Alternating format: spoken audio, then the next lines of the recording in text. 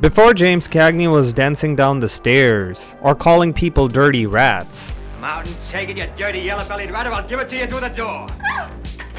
He was busy fighting crime. Yeah, fighting crime. The same guy who basically invented the movie gangster genre and usually said something like, let's try something new, see? So in 1935, Warner Bros. Said, what if the gangster was the good guy? But gentlemen, the Bureau did have as weapons truth, drive, and vitality.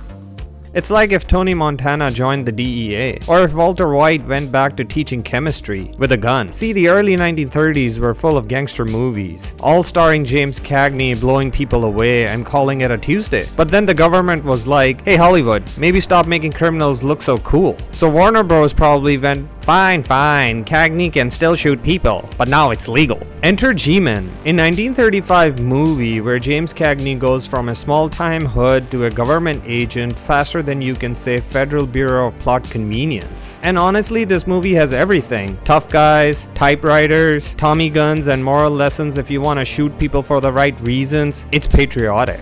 So the plot goes like this. Cagney's character, named Brick Davis, because every 1930s hero was either named Brick or Joe, is a lawyer who used to hang around criminals. But when one of his old pals gets killed, he joins the Bureau of Investigation to fight crime. The rest of the movie is basically Cagney doing what he does best, yelling, punching, and occasionally shooting at doors. And somehow the Bureau's training looks like a gym class for angry men. Push-ups, gun drills, and zero background checks.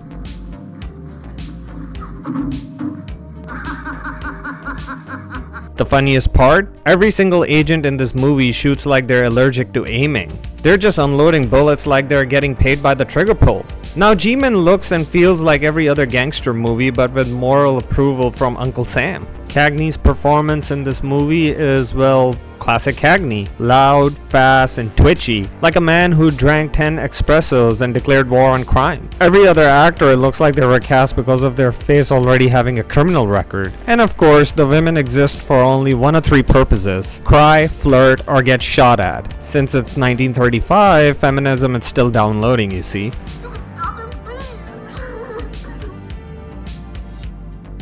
What really makes G-Men hilarious now is that it's so serious about being serious. Every scene feels like it's trying to prove that crime doesn't pay, while showing that crime looks way more fun. It's like the movie is yelling, kids, don't be a gangster, see? While giving Cagney the coolest shoutouts, lines, and theme music.